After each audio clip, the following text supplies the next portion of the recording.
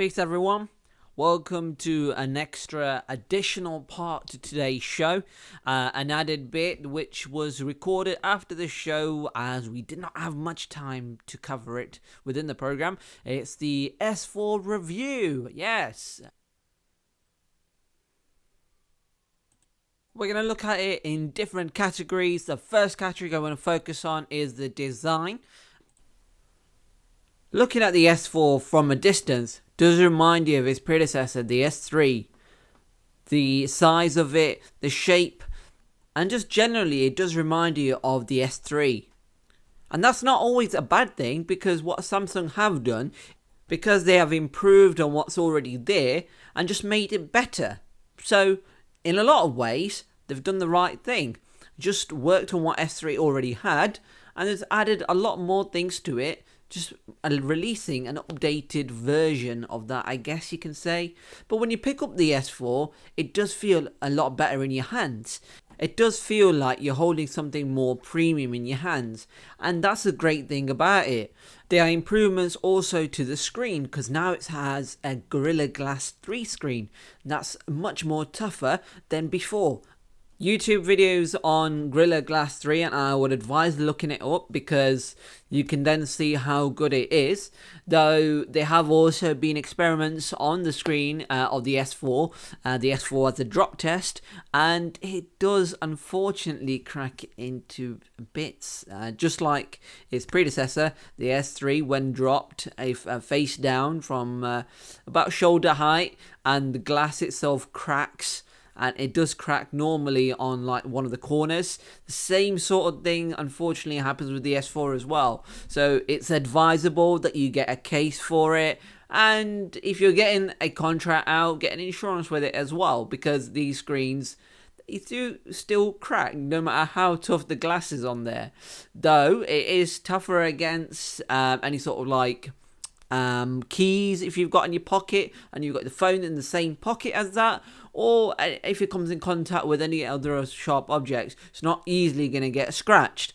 Again, it's still advisable that you get some sort of protector on there, because you can get screen protectors that you can put on. One of the ones which I have seen, and not obviously promoting any particular brand or make, but one that comes to mind is Zag. Zag makes some great ones which can protect your screen. Obviously, it does sometimes, you do get these different sort of ones. There's HD ones which are more flat on the screen, so you don't actually feel it as much as it being present on the screen, so it's a nicer feel to it. Whilst the other ones which are not HD, you can actually feel the thickness of the screen protector. Again, it's down to personal choice. I do prefer the HD versions of the screen protectors. Looking at the negatives, obviously we just covered off the screen itself, which can be seen as a negative that if still dropped, it can crack into bits, but that's normally the case with most handsets these days, unfortunately. The other negative and big one, which has always been carried around with Samsung and the Galaxy range and most of Samsung handsets as well, is the fact they use so much plastic. You can see that as a negative and a positive, and I'll tell you guys how. Basically, as a negative, loads of people say you haven't really got that premium quality there. I know I was mentioning about how it feels better and feels a lot more premium than the S3, which is true, though plastic does feel still cheap. And I've been a heavy user of Samsung and always given a huge thumbs up. Never been so biased though, because I'm not a fanboy. I do try to judge handsets or devices based on what's actually really good and what's not so good, or what works and what doesn't really work. And that really has always been the downside of the Samsung range. It's very plasticky and it feels very flimsy. Though it has got a huge price tag of like £600, it's really down to you as an individual if you're willing to pay that kind of money for plastic. Yikes. If you look at the competitor, HTC One, for example, not taking the win out of the sales for a Samsung, but HTC have produced a better built handset. Yes, in terms of build quality, it's a much better handset. We're not even going to look at the other factors yet, because this is totally on a review of the S4, and we're not focusing on mainly on the HTC, though obviously the points and things that you have to consider and have to bring back into the context of what we're talking about, to look at both devices sometimes is one of those things that you've got to decide on. So obviously everything is entirely down to you guys, what you like and what you dislike about each handset.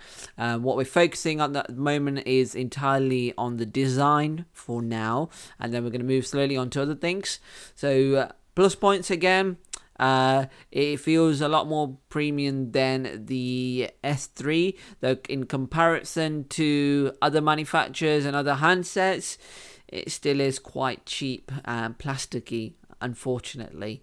The Gorilla Glass 3 screen, if you look at the videos at the tests that have been done on it, it's great. It's pretty amazing.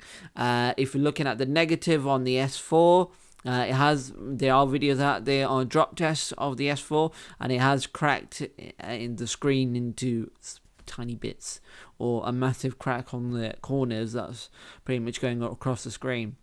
And it costs a lot of money to replace them.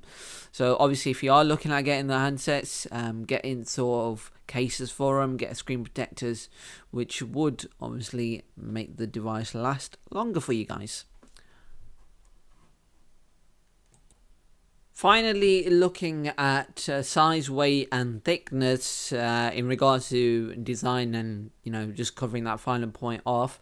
If you're looking at that side of it, even though it has a larger screen than the S3, and they're making use of the empty spaces at the top and the bottom, what they have done really well, Samsung, on this side, is that it does actually feel in your hand much better than the S3 in terms of holding. It does feel like it's easier to hold in your hand, and in terms of weight, it is one of the lightest handsets to be released of late, and it's improved hardware as well, which is outstanding for a handset which has improved in terms of the hardware within the handset, but still is very light. Size wise is great as well, and feels a lot better in your hand in comparison to the previous Samsung handset, the S3. Moving on to the screen of the Samsung Galaxy S4, with a Super AMOLED HD screen, 5-inch display, and a 441 ppi pixel per inch, that is. Even though some critics may say it's not such a huge jump from the 4.8-inch S3, though I do think personally it does look a lot bigger, and the colours themselves are a lot better as well. A lot more brighter, a lot more vibrant. That can be seen as a negative as well, because a lot of the critics say, and you can see the difference, that the Samsung phones do not show, since late, do not show true colors. So with the Super AMOLED screens, it seems to over brighten the picture from true colors that you can get on the LCD screens. It gives away saturated images that give it like this false sort of image. This not so realistic as being, and it's more to do the color impact than the actual image focus, true to life, as one would say.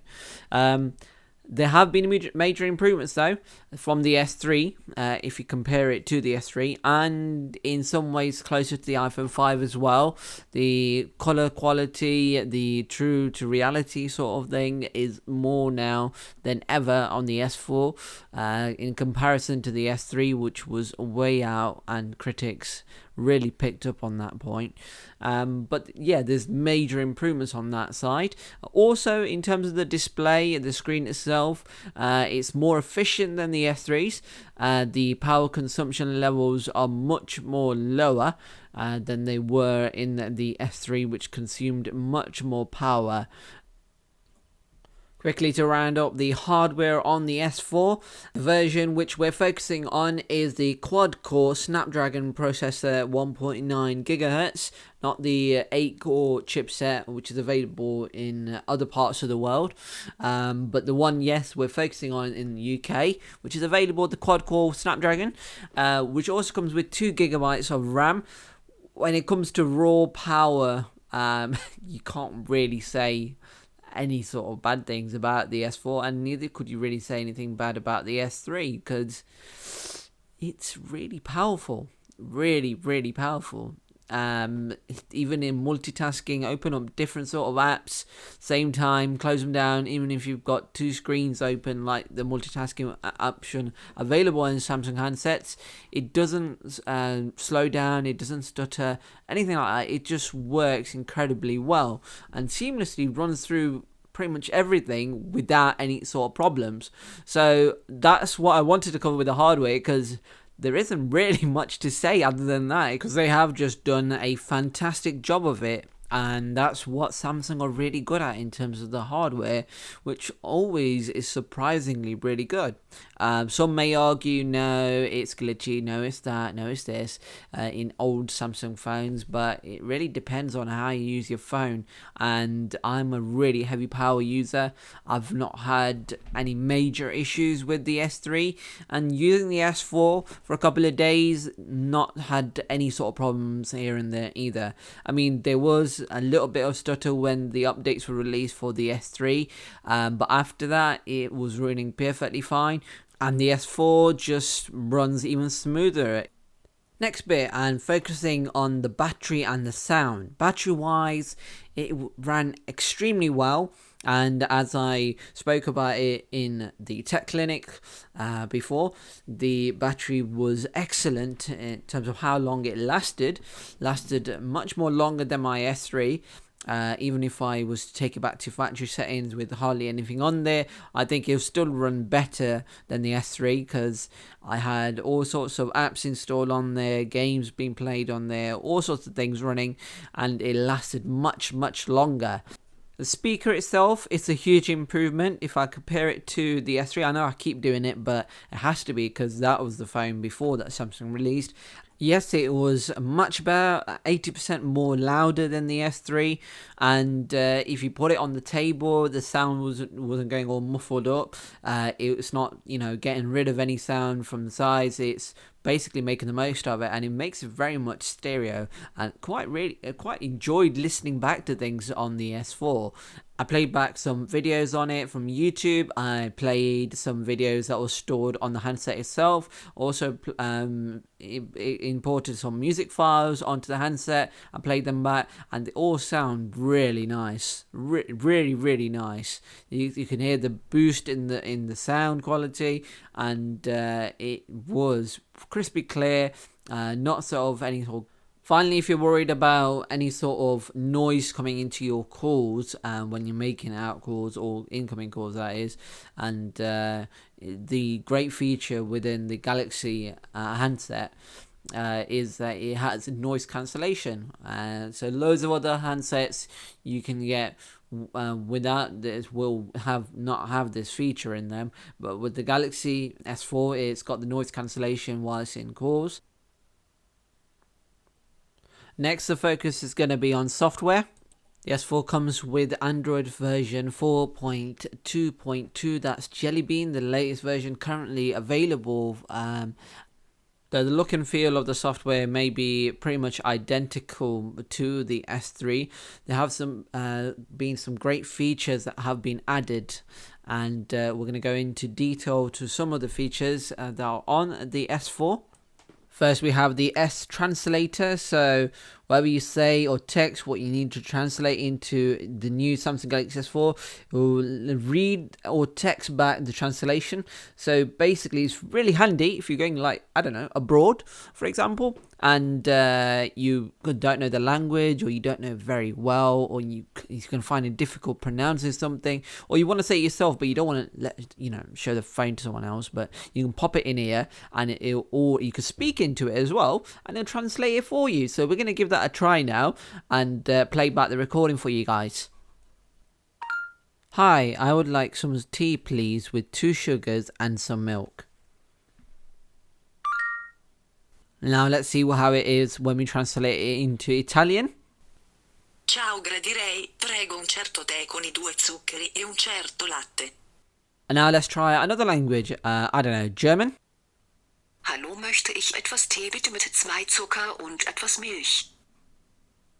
And as you can see, it's pretty good.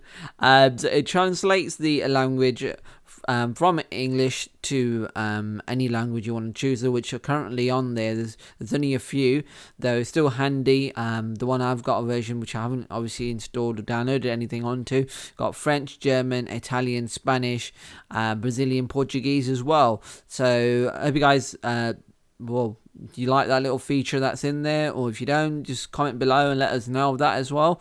But you can also translate from, let's say, from German into English as well, and how it will translate. It will show you what the translation will be. You can also speak it back to you as well. So it can speak back to you, whatever you speak into it, and you can also type in whatever you want, and it can translate it that way as well. So it's pretty neat. I kind of like this feature. I think it would be pretty handy abroad, and if you're speaking to another person of a different language, it's pretty cool. Really awesome for people in business as well. Dealing with all sorts of people in different parts of the world, and if I'm having problems communicating with them, this can come in handy. The next feature we're going to look at is the S Fitness. Yes, combination of workouts, daily intakes, and weight levels as well, giving you a status of your surroundings for activity with Samsung Galaxy S4's comfort level. So pretty good. I like it, but a lot of hard work, and you have to keep on top of it. I tried it. To start off with, it asks for your age. It asks for calorie intakes per day, a weight as well. And how much exercise you do. So it combines all those different factors, and giving you information on how much your target should be set to. In terms of food, you can scanning barcodes, QR codes. You can also put it in manually. It's also got a predefined list of stuff that is already on the S4, so it's already got this loads of different foods that are already on there, loads of different snacks, all sorts of things which are already on there, which have got calories set to them, but you can import your own as well. Which is great and quite handy. You can put in different exercises. It comes predefined with loads of different exercises. Also, you can put in your own little exercises as well, and how many calories you burnt in that time. The S4 also has this really cool step tracker, which is called the Walking Mate, as part of the S Fitness. Basically, it counts every step that you take. It also gives you a distance of how much you've walked. So how many miles that is, and it also gives you a little calories counter, so every how many steps you've covered and how many calories you've burnt off for the steps that you've taken. With that, there's a really cool thing which I like. It's got a little goal set for you for how many steps you've taken, and there's a goal for it. So how many steps can you cover to hit that target? And it really motivates you as well. And personally, I like the fact that you can add in different set of foods in there and see how many calories that you've taken up for how many you should be taking up in total, and it can check your environment. So I really like the S Fitness feature. A nice little thing that Samsung have added, and I think it will be one of those things which will be really handy. You've also got some really, really cool accessories to go along with the S Fitness, which come really handy, and we're going to go into detail of them at the end of this review. We're going to move on to the next feature of the S4, and that's Samsung's Watch On. Yes, an application that integrates with the built-in infrared sensor, which basically allows you to control your TV. Now, I've tried it with 2 non-smart TVs, a Samsung TV, and a Panasonic TV. Pretty much all the different menus and all the different buttons were working awesomely well with the Samsung TV, not so well with the Panasonic TV, and with the Virgin set-top box, hardly anything. So maybe there'll be some improvements I would be expecting, to be honest, to be coming in the future for that feature and application, but definitely one to look forward to. A great little one to go along with the HTC One and the Sony Xperia Z tablet as well, which have, to be honest, from what I've been hearing, a better version of the same sort of thing, a remote control into your phone. But still, nonetheless, a great little add-on for those people who, keep losing the remote control or can't find it. And with this, you can turn it off or change the channel, or change the different sort of inputs as well. So really handy, and really nice little feature. The next feature we're going to look at is Story Album. Basically, you can organize your photos, create albums based on specific events, or customize the way you want. You can even apply custom themes, choose various layouts. And then, even if you want to, you can even go about printing the photos and hold the memories, that you feel really dear to. So it's a great little one. Some people snap thousands or of photos in a day or a month. And if they, have like a holiday as such, and they want to create a separate album for it, so this can automatically do that for you. You can group all the different images, like I said, from different events, from different ways you want it. It can specifically create that for you, and it can have the dedicated albums on there, which then you can purchase and print as well, straight to your doorstep. That's what we're going to cover in terms of the features, the standout sort of features, which I thought were kind of vital if you're going to make a review of the S4. What we're going to have a look at now is Jesters. Now, I'm going to quickly round it up. The Jesters, there are a few of them, but I wasn't really, pleased with them, to be honest with you. Loads of them were very gimmicky, very much, here and there. It takes time to get used to them, I would say. I mean, if you can get used to them and can put up with them, then yeah, fair enough, you'll enjoy it, and you'll be able to make the most out of the S4.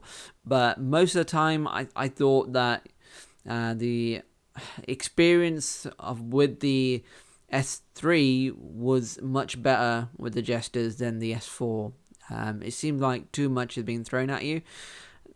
But saying that, you can actually turn them off. So they don't have to be there. So you can turn pretty much all the Jesters off and just use the phone for all the other great things it has to offer. So if you're not a big Jester fan, which I wasn't entirely, so, I can be quite one-sided on that. But if you're not big person on Jesters, you can turn them off and be done with it. You can get on with the rest of the great features it has to offer, the great things it has to offer. So, giving that side a rest, moving on. Moving on to our final thing of the S4, and that's the camera. People always ask about the camera because it has a huge part to play. These days, cameras are not something that most people tend to buy separately, unless you're a professional photographer or someone who has it as a hobby. Buying a separate camera, and something which I want to look into in the future, but that's a totally different story. But loads of phones, pretty much most phones these days, 95% of the phones come with a camera, unless you're getting something very basic without a camera. Most phones come with a camera. And the S4 comes with a 13 megapixel camera. So that's the rear camera with a 2 megapixel front facing camera. I can remember at one point, a long time back, the front facing camera used to be something like 0.5 or 6, and it's really poor. And whereas the rear camera used to be a 2 megapixel camera, and we used to get so excited about the fact that it's 2 megapixels, it's going to be amazing. And now you've got the front 2 megapixel and the rear a 13 megapixel camera, and that is just awesome. 13 megapixel rear camera. You know, loads of people have been criticizing it. Oh, it's got still problems in low light. Yes, it has. It's not a low light based camera. If you're going to go for something like that, get the HTC One. And again, not going off topic, but just covering that off. If you're looking for something with low light capabilities, then you're going for the HTC One. The S4 is not so great with low light, but if good lighting conditions, it is so much better than its competitors. Exceptionally well with obviously zoom and detail to the pictures that it takes as well. Again, in good light conditions, but you can make do with 8 megapixels. I have to be honest with you. So the S3, which comes with an 8 megapixel camera, does do the job. 30 megapixels may sound a bit too much, but it has still got the capabilities of zooming in and bringing out great quality in the camera itself. The camera also has some very exciting different modes that you can set it to. So other than just taking a regular image, you can have sound and shot, which basically records a soundtrack to your photo Samsung S4. So you can basically take a picture and also record a sound clip with it. I don't know if any of you guys have seen any videos, but if you YouTube sound and shot Samsung S4, you can see this great commercial on it, which I think really highlights the awesomeness of it. A lot of people said it's gimmicky and it's not really needed, but it's another new great thing by Samsung and not being seen on other handsets. So I think it's pretty cool. Another great thing about the camera is a dual shot, dual camera mode, you may say as well. It allows you to capture yourself in the image. Yes, the person who's taking the picture can be in the picture, which is pretty cool. So you could be taking a picture of something else or a group of people if you're taking their picture, or a family moment, but the person who's taking the picture also wants to be in that picture. Both cameras can be turned on at the same time, so you're also in that image. So this can be a picture or a video, and you can be a part of it. Hey, I personally don't like it though. I think the person who's taking the picture, their photo looks really messed up. It doesn't come out as clear, obviously, because it's a 2 megapixel camera, but it doesn't look so great. I personally don't see a real point to it. But then again, there are those people who might find it really cool. It's just one of those added bonuses, I guess, with the S4. There are plenty of new different modes in the S4, but obviously we're highlighting out the ones that we think will stand out. So finally focusing on the drama mode, which basically takes multiple exposure pictures of a moving subject and merges them into one dramatic picture. And that's all about the Samsung S4. In a final note, really, what do I think overall? A great phone, an improvement over the S3 in a lot of ways. In some other ways, it looks a lot like the S3. But if you're a person who's coming from a S2 or an S1 or one of the older ranges of the HTC handsets, even before that, then it's a great upgrade. If you're coming from BlackBerry, definitely an upgrade. The iPhone 4, 4S, even the 5, it definitely beats them, which obviously Samsung haven't ever released anything else other than that, but it definitely beats those ranges, and it's an improvement over all those handsets. So if you're coming from that, it's definitely one to go for. If you're coming from the S3, then I would say really no, but it is down to personal choice. If you want to go about an upgrade, if it's time for upgrade, then go for it. It's a great answer. Alright, that is all. Thank you very much, and I'll see you guys next week in the Tech Clinic. Remember to tune in from 8:30 till 9. That's the time we're on Radio 107.6 FM, live and direct. Peace.